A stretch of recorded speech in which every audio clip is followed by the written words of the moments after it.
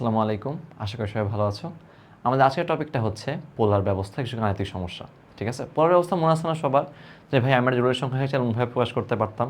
দেখো তো আমরা একটু মনে করে আমরা চলো, যারা ভুলে গেছি আমরা, আমাদের জটিল সংখ্যা কীভাবে প্রকাশ করা হতে বলো তো ভাই?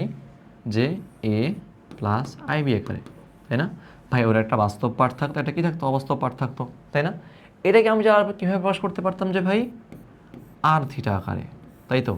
তার মডুলাস আর আর্গুমেন্টের সাথে তাকে কী করা যেত? প্রকাশ করা যেত।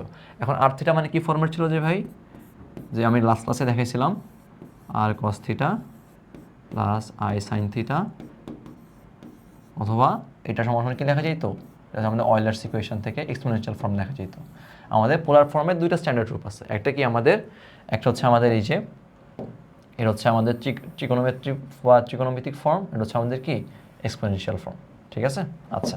সো এইটা মানে লেখা যে কথা, জাস্ট বলতে গেলে মানে রিপ্রেজেন্টেশন আর কি। যেমন ধরো আমরা অনেক সময় এভাবে করতাম না যে ভাই 180 ডিগ্রিকে আমরা কি বলতাম, সরি 180 ডিগ্রি সমান সমান বলতাম না যে ভাই যে পাই রেডিয়ান, তাই না? বাট আলটিমেটলি সিগনিফিকেন্স তো সেমই। মানে চেহারা মান ডিফারেন্ট হয়ে গেছে হয়তো, বাট তারা কী কাজ করে? একই কাজ করে, তাই তো? সো এই জিনিসটার যে সিগনিফিকেন্স, এদের সিগনিফিকেন্স কি একেবারে সেম। এখন কথা হচ্ছে ভাই এত সুন্দর জিনিস থাকতে আমি কেন এত কষ্ট করবো, তাই না? দেখবা কেন কষ্ট করতেছি, এইভাবে কেন ভেবে আমরা প্রকাশ করতেছি। তার আগে একটু ধর্ম দেখে নিই, চলো। আচ্ছা, ধরো হচ্ছে আমরা কোশ্চেনে দিয়ে দিছে যে এ প্লাস আই বি যদি পাওয়া, ধরো যে 5 দিল, যদি পাওয়ার কী দিল? 5 দিল। ঠিক আছে, এ প্লাস আই বি বাদ দাও, হচ্ছে আমরা সংখ্যায় নিয়ে নিই যে ভাই 6+4i টু দি পাওয়ার 5 দিয়ে দিছে। এখন ভাই এটাকে তো জটিলে নেওয়াটা, মানে এটা টু দি পাওয়ার 5 করার একটু ঝামেলা না? এটা অবশ্যই একটা বড় ঝামেলার জিনিস, তাই না? সো দেখি তো এটাকে আমরা মডুলাসে নিয়ে যেত, বা আমরা ওটাকে একটু কী বলো, ওটাকে পোলার ব্যবস্থায় নিয়ে যেত, কী আসে জিনিসটা? প্রথম এই আমাদের ইয়ের মানে কি, মডুলাসের মানটা কী হবে?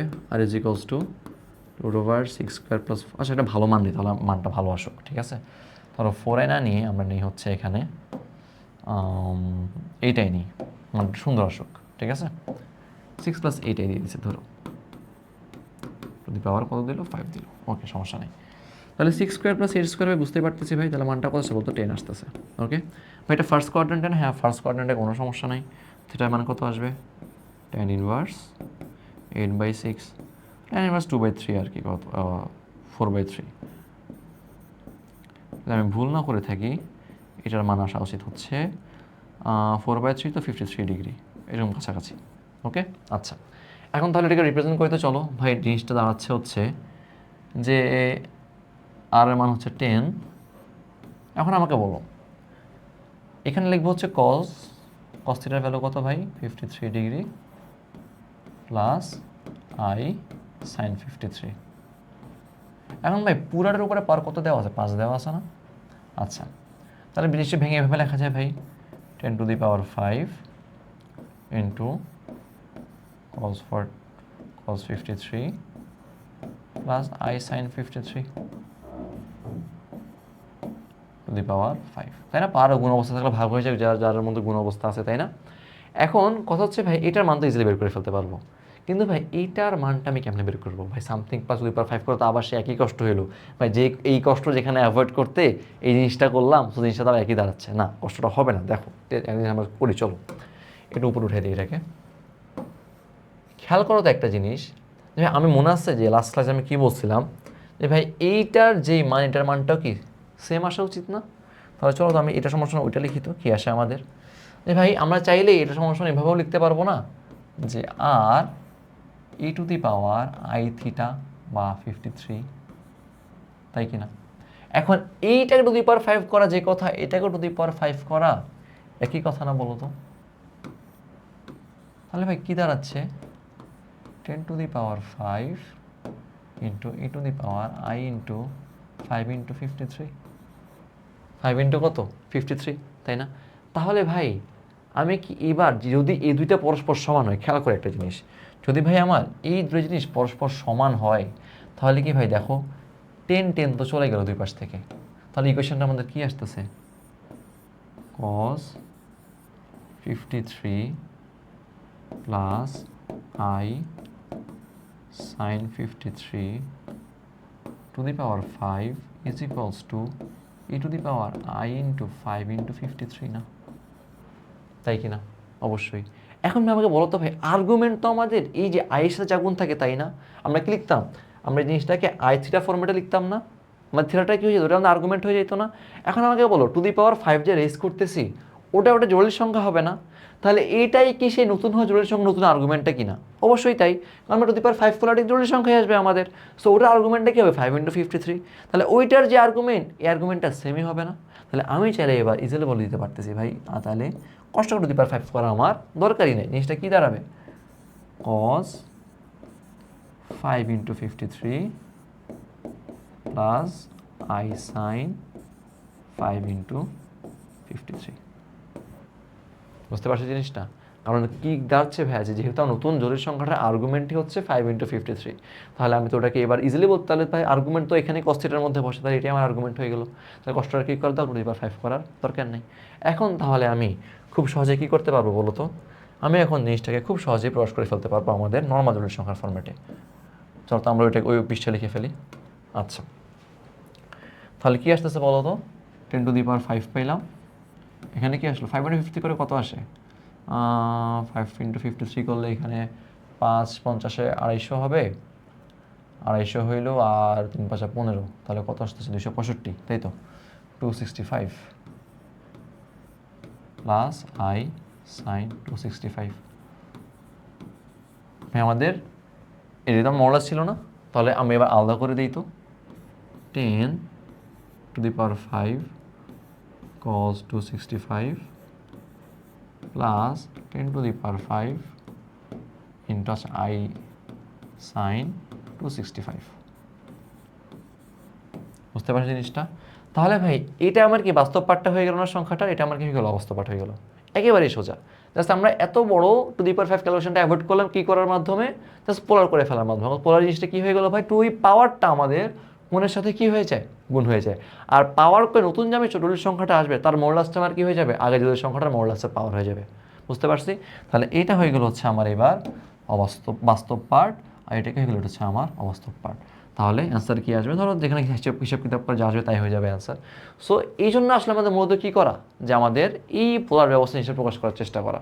তাহলে আমরা প্রপার্টি কী শিখলাম, যে ভাই যদি এ প্লাস আইবিকে টু দি পাওয়ার এন করা হয়, এটা মুখস্থ রাখবো আমরা, তাহলে এটা হবে r to the power n, মানে মডুলাস টু দি পাওয়ার এনে রেজ হয়ে যায়, আর কস এন থিটা হয়ে যাবে নতুনটা, plus i sine n theta. বুঝতে পারছি? তুমি চাইলে আবার ওই ফর্মেটও লিখতে পারো, যে r to the power n into e to the power i n theta. বুঝতে পারো জিনিসটা? মানে নতুন যে সংখ্যাটা ভাই, যখন to the power n raise করছে, আমরা কি আর এ প্লাস আই বি আসে না, ওটা পাওয়ার অত হয়ে নতুন জটিল সংখ্যা আসবে। সো ওই জটিল সংখ্যার জিনিসগুলো এরকম হবে, ওইটার মডুলাস হবে আগেরটা টু দি পাওয়ার এন, আর আর্গুমেন্ট কী হয়ে যাবে, জাস্ট আগের আর্গুমেন্টের সাথে এনটা গুণ হয়ে যাবে। বুঝতে পারছি? ওকে, তাহলে একটা ম্যাথ দেখি ফেলি আমরা, ম্যাথটা কীরকম আসে। আচ্ছা, এই ম্যাথটা খেয়াল করো। ওরে বাবা রে ভাই, কী বলছে, যদি এটা হয়, কোশ্চেন আসে না একটু এখানে, যে P O Q is equals to what. ঠিক আছে, তাহলে এটা মান বের করতে বলছে। এখন একটা কথা বলো ভাই, এটা তো বিশাল বড় একটা ম্যাথ, বড় ম্যাথ কেমনে করবো ভাই? দেখতেছো পাওয়ার কত বড় বড় দেওয়া আছে, তারপর পারবে ভাঙতে পারবা ভাই? হোল স্কোয়ারে কিউব হয়েছে না, একভাবে করতে পারতাম, হোল স্কোয়ার সূত্রে ফেলে বা কিউবে সূত্রে ফেলে। এখন এত বড় ম্যাথ কীভাবে করবে, এটা তো অবিশ্বাস্যের মতো, তাই না? চেষ্টা করি তো, চলো চেষ্টা করলে কি আসে। তাহলে ভাই বুঝতেই পারতেছি আমার এখানে বেস্ট অ্যাপ্রোচ হচ্ছে কিসে নিয়ে যাওয়া, আমার আর্গুমেন্টে নিয়ে, আর্গুমেন্ট না সরি, পোলার ব্যবস্থা নিয়ে যাও। পোলার নিয়ে যাই, পোলার নিলে কি আসে দেখো তো। তাহলে এটার পোলার আমার এই মডুলাস কত আসতেছে, যে √3 হোল স্কোয়ার প্লাস 1 স্কোয়ার, তাহলে √4 আসলো। তাহলে এটা ইয়ে কত, 2 আসছে। তাহলে 2 টু দি পাওয়ার 100 ইন্টু, ধরো যে আমি আমার সুবিধার জন্য কস দিয়ে লিখি, সমস্যা নেই, কস, তাহলে কী হয়ে যায়, এটার ইয়ে কত, সেটা ফার্স্ট কোঅর্ডিনেট দিই তো। সো থিটা কত আসতেছে, tan ইনভার্স 1/√3, তো 30 ডিগ্রি আসতেছে, তাই না? তাহলে cos 30 plus i sine 30, okay, cos 30 plus i sine 30 to the power কত হয়ে যাবে, 100 হয়ে যাবে, তাই না? জাস্ট ওটাকে পোলার ব্যবস্থায় ভেঙে ফেললাম, ঠিক আছে? আচ্ছা, ওটাকে পরে দেখতে, ডান পাশটা নিয়ে পরে কাজ করি, আগে বাম পাশ নিয়ে কাজ করি। টু দি পাওয়ার 100 আসলো। এখন কি ভাই, এই পাওয়ারটা ভিতরে গুণ হয়ে যাবে না বলো তো? তাহলে কি আসবে, cos 100 into 30 plus i sign 100 × 30। কেউ চাইলে 30কে π/6 হলে বলতে পারতা, তোমাদের ইচ্ছে যদি রেডিয়ানে প্রকাশ করতে চাও। ঠিক আছে, আচ্ছা তাহলে 2⁻100 চলো রেডিয়ান নিয়ে প্রকাশ করি, কষ্ট করি যখন রেডিয়ান নিয়ে আমাদের এখনকার মেইন টপিক রেডিয়ান নিয়ে প্রকাশ করার চেষ্টা করি। 30 মানে কি π/6 না, সো এটাকে 30 না লিখে আমরা π/6 সুন্দর দেখাই, 100 × π/6। ওকে, আর এখানে হচ্ছে আমাদের 100 × π/6, জাস্ট দেখা সৌন্দর্যের জন্য। ঠিক আছে, যেহেতু আমরা এখন রেডিয়ান নিয়ে কাজ করি বেশিরভাগ, সো ডিগ্রিতে নাই রাখাটাই বেটার, কারণ রেডিয়ানটা নেওয়াটাই সুন্দর। ওকে, এখন খেয়াল করো, রেডিয়ানে নিও, ডিগ্রি নিও না। ঠিক আছে, এত বড় কোনো একটা মান আসে, তবে কি দাঁড়াচ্ছে, cos 2 দিয়ে ভাগ করলে 50π/3 প্লাস i সাইন 50π/3। এখন ভাই আমার কথাটা হচ্ছে যে এখানে দেখো কোনটা কিন্তু অনেক বড়, 50/3 মানে কত, ধরো হচ্ছে 3 14 কত আসে, 48 হয়ে যায়, তা সরি 42 হয়, তারপরে 15 45 হয়, 16 48 হয়, তাহলে ধরো kind of 16 point dot dot dot কিন্তু 16 পয়েন্ট সামথিং একটা পাই হবে মানটা, তাই না, কারণ 50/3 করলে আমার এটা কিছু আসতেছে। তাহলে কোনটা কিন্তু ভাই অনেক বড়, কোনটা কি অনেক বড়, আমরা এত বড় কোন দরকার নেই, কোনটা ছোটো কেমনে করা যায় এটা চিন্তা করো তো, এটা বেসিক কথা দেখি তো জিনিসটা তোমাদের মাথায় ধরে নাকি, ধরবে আশা করি সবার মাথায়। ভাই আমি যখন 2π ঘুরে আসতেছি, আমি এখন কি করে আসতেছি, 2π ঘুরে আসতেছি, জিনিসটা আবার নতুন করে রিস্টার্ট হয়ে গেল না। আমি কি 2π পরে এবার কি 3π 4 বলার দরকার আছে, আমি চাইলে এখান থেকে যেহেতু আমি আবার 2π আর 0 যেহেতু এক কথা, তাহলে আমি এখান থেকে আবার সেম কাউন্টিং স্টার্ট করতে পারি না, তাই না। যেমন ধরো তাহলে কি বলতে পারি ভাই 10 ডিগ্রির যেই মান 370 ডিগ্রির সেই একই মান, কারণ ভাই এটা মানে হচ্ছে কি 360 - 10, ভাই 360 তো আমার অলরেডি ক্যান্সেল, সরি +10, ভাই 360 তো আমার অলরেডি ক্রস করেই ফেলছে, আমার এটুকু আমার বাদ, তাহলে নতুন করে আমি আবার স্টার্ট করছি না, নতুন করে স্টার্ট করতে পারি, তাহলে কথা যাবে জিনিসটা জাস্ট 10 ডিগ্রি বললে কাজ হয়ে গেছে। ঠিক আছে, সো কোনো একটা বড় কোণ থেকে আমি চাইলে কিন্তু 2π গুলো বাদ দিয়ে দিতে পারি, কারণ আমার এতগুলো 2π দরকার নাই, দেখো এখানে কতগুলো 2π বসে আছে, তাই না, যেহেতু এতগুলো 2π আমার দরকার নাই, সো আমি কি করতে পারি, এটা বড় কোণ থেকে 2π গুলো বাদ দিয়ে দিতে পারি। এখন বলে এটা কি 16 পয়েন্ট সামথিং পাই আসতেছে না, তাই তো, চলো তো এখান থেকে 2π এর সবগুলো বাদ, মানে 2π যতগুলো গুণিত হতে পারে সব গুণিত বাদ দিতে, কারণ কি ধরো 2π যদি বাদ দেয় যেন 4π বাদ দিতে পারবা, 6π বাদ দিতে পারবা, 10π বাদ দিতে পারবা, আলটিমেট সব তো 2π হচ্ছে, তাই না। আচ্ছা, মানে তুমি 2π এর সকল গুণিত কি করে দিতে পারবা, বাদ দিয়ে দিতে পারবা, তাহলে 16 পয়েন্ট সামথিং পাই আসতেছে, তাহলে ভাই আমি চাইলে এখান থেকে 16π বাদ দিয়ে দিতে পারি না, কারণ 16π মানে কি 8 × 2π না, তো 16π আমাদের মানে 8টা 2π এর মধ্যে ঢুকে বসে আছে, আমার কি 8টা 2π দরকার আছে, দরকার নাই, তাহলে আমি 16π এখান থেকে বাদ দিয়ে দিই, তাহলে বাদ দিলে কি আসে বলো তো, এটাকে কি আকারে লেখা যায়, এটা চাইলে 16π প্লাস π/3 আকারে লেখা যায় কি, না 16π প্লাস π/3 মনে লেখা যায় না, 16π প্লাস 2π/3 আকারে লেখা যায়, খেয়াল করো এটা, তাই না। এবার যোগ করে কত আসতেছে, 50/3 আসতেছে না, যোগ করলে কত হবে 48 হয়ে যাবে, তাহলে 48 যোগ 2 কত 50 হয়ে যাচ্ছে, তাহলে আমি যেটাকে ভেঙে লিখতে পারি এরকমভাবে যে ভাই 2⁻100 × cos 16π প্লাস 2π/3 সেমভাবে প্লাস i সাইন, এটা আসতেছে হচ্ছে 16π প্লাস 2π/3। বোঝা গেছে জিনিসটা একেবারে জাস্ট কি করছি ভাই, আমার এত বড় কোণে 2π এর সহগগুলো দরকার নাই, মানে 2π এর গুণিতকগুলো দরকার নাই, এতগুলো 2π নিয়ে আমি কি করবো, তাই আমাদের জিনিসটা ঘুরে ফিরে সেমই আসবে, সো 2π গুলো উড়াই দিচ্ছি। তাহলে আমি চাইলে কি করতে পারি ভাই, এবার আমি এটাকে বাদ দিয়ে দিতে পারি, কোনো সমস্যা নেই। ঠিক আছে, বাদ দিলে কি আসে বলো তো, এবার তাহলে দাঁড়াচ্ছে হচ্ছে আমার জিনিসটা যে 2⁻100 cos 2π/3, okay 2π/3 plus i sine কত 2π/3। এখন 2π/3 মানে কি মনে আছে সবার, 180 × 2 360, 360 ভাগ কত 120 হয় না, তাহলে cos 120 এর মান কত, তাহলে এবার চলো এটাকে আমি এভাবে প্রকাশ করে ফেলি, cos 120 এর মান কত আসবে, জিনিসটার মান 120 তো সম্ভবত যদি ভুল করে না থাকে -1/2 হয়, হ্যাঁ -1/2, আর sin 120 কত হয় √3/2 হয়, প্লাস i × √3/2, বুঝতে পারছি। আচ্ছা, তাহলে এই ছোট জিনিসটা ক্যালকুলেট করে কি আসলো, মানে সরি এত বড়, ছোট তো না অনেক বড়, এই বড়টা ক্যালকুলেশন করে কি আসলো ভাই, এটা চলে আসছে, তাই না। এখন যেহেতু দুই পাশে আমাকে কি বলছে সমান বলে দিছে না, তাহলে আমার এখানে কার মান বের করতে হবে, পিও কিউ এর মান বের করতে হবে। ঠিক আছে, চলো বের করি আমার জিনিসটা, তাহলে ইজিলি বলতে পারতেছি ভাই এইটা সমান সমান হচ্ছে 2⁻99 p + iq, তাহলে চলো তো দুই পাশ কাটাকাটি করে দিই, তাহলে এখানে কি জাস্ট 2 থাকতেছে এখানে, তাহলে 2টা গুণ করে দাও তো, তাহলে -1 প্লাস i√3 আসতেছে।